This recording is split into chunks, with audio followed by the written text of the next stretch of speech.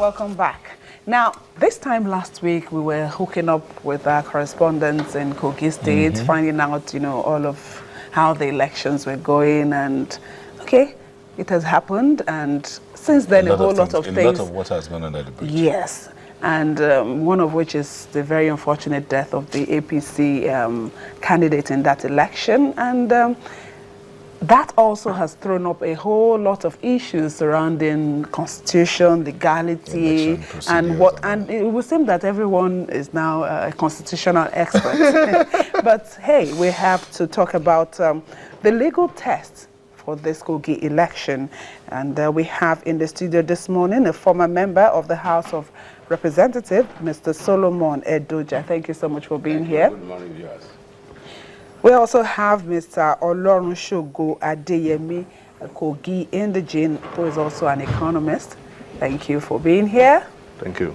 Good morning. We're expecting someone else to join us, and when we come in, Yomi, it's not just about the fact that a lot of water has gone under the bridge. It's also about the fact that hopefully it didn't take the bridge away. No, and so, that means we don't want things to degenerate further. We want the Kogi election. Let everything be resolved. So let's, Honorable Edoja, in your opinion, what happened? I think first and foremost, let me use this opportunity to pay my condolences to the families of the late Prince Audu. It has happened. They should take it in good stride. Nobody expected it, and in the African parlance, when people died or would lose a man of that statue, we are supposed to mourn. And I assume that the people of Kogi are still mourning, and I join them in mourning the death of a beloved family member, particularly the immediate and nuclear family of the Audu. Now, back to your question of what happened. Lawyers has come here, and we have had people speak different cacophony here and there. What is clear is that the Kogi issue must be dealt with decisively as a lesson to others, because we are going to have staggered election between now and 2019. After this, we have Bayelsa. After Bayelsa, we have Ondo State and so on. And for me, this is a litmus test for the present INEC under the leadership of Professor Muhammad Yakubu. He has failed this test woefully as far as I'm concerned. But in summary, elections were held at various units across Kogi State. And don't forget, let's visit Kogi. In Kogi, we have 3 senatorial districts. We have Kogi East, where the late Audu come from, where the Ikuben governor also come from. We have Kogi Central, where the Ikuben speaker is. That is the Gbira Aziz.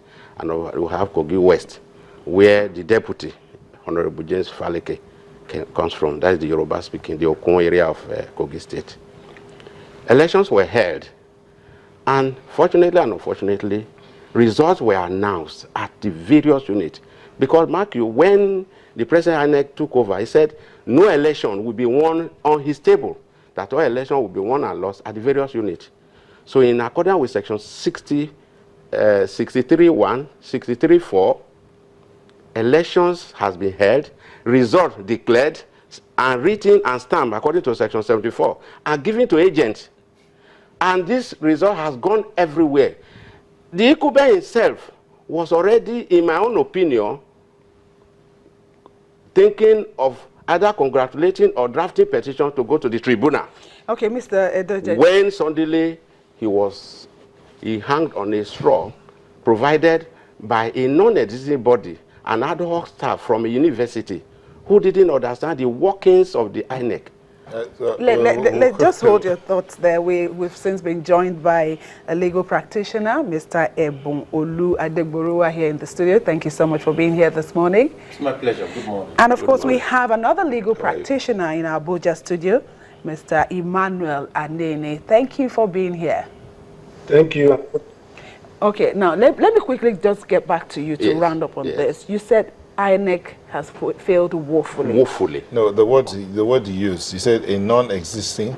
A non-existing person in INEC. An ad hoc staff. An ad hoc who staff. does not understand the workings of INEC. INEC. But he was given a guideline by INEC. And he even took a note because by Section 28. No, but was it, what he read out, was it his own crafting or was it a crafting of what INEC? he read out was a usurpation of somebody else's function. No, hold on. Yes. Did he read out a document crafted by INEC and given to him to work with? We don't know who did the write-up, but he descended into the arena. What did he call it? What he called it called INEC's guidelines for elections. Isn't that what he No, called what it? he wrote, you see, it is clear from the position of the lawyer that has spoken here.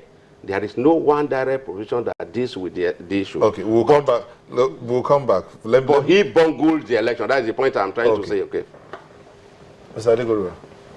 I believe, with all due respect, that the ruling government of Major General Mohammed Buhari, President. I'm careful when I use my words. Okay. It was not a mistake. Okay. I'm careful here when I use my words. Okay. Major General Mohammed Buhari, all Nigerians serious explanations. There are serious undercurrents under this Kogi election debacle that Nigerians must be made to understand. And that is that we are just being made to fight and talk. There is a hidden agenda. And that agenda I'll be bold to share with Nigerians. The governor who contested this election, former governor, suddenly took ill. People within his family were aware. It was not an illness that started on the day of the election. Top hierarchy members of his party were aware. And they were trying to manage it. And I thank God that they did their best to help him. Because nobody can play God. So it could be anybody's turn.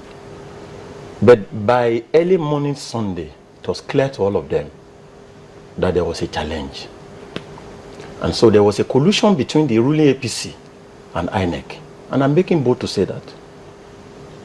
At the time that the election was declared inconclusive, APC and INEC had privileged information that Adu had passed on. How do you know this? Let's be careful. Privileged information that he had passed on. But because of the special crisis of rulership in Kogi State, APC was not willing to accept the alternative of that death. Because you are aware that in Kogi State, you must come from a particular senatorial district to be governor. In Kogi State, presently. And that's what's leading to this crisis. At the time that the death naturally occurred, the election should have been announced. It was delayed deliberately to avoid the consequence of that announcement, which is Faleke. So there is a direct working between the ruling APC and INEC to frustrate the outcome of that election. You want to share with Nigerians because you're making these assumptions. Give us the death like certificate. Let's look at the time of death. Yeah, but give us the death certificate. Let's look at the actual time of death. But until that is done, we cannot assume. Okay, 1 second. We have a Kogi indigene here. Yes. He, Mr. Lonshogo, he said that in your state, you have to be from a particular area for you to be governor. Is that true? Firstly, let me extend my condolences to the late Prince Abdul Abubakar family and the entire people of Kogi State. It's a great loss. But coming to what you just asked me, yes and no, because it's not written that it must come from a particular central district before you can be governor of Kogi State. But the way it's playing out now, I would tend to agree with the lawyer here that you have to come from a particular central district before you can become a governor. Because to my own knowledge, information, Kogi State election was concluded. The election should have been announced even before the time it was announced. The results should have been announced. The results should have been announced even before, before the so-called inconclusive announcement. The question will be asked and says that when did Prince Abubakar died? What time did he die? And when you look at when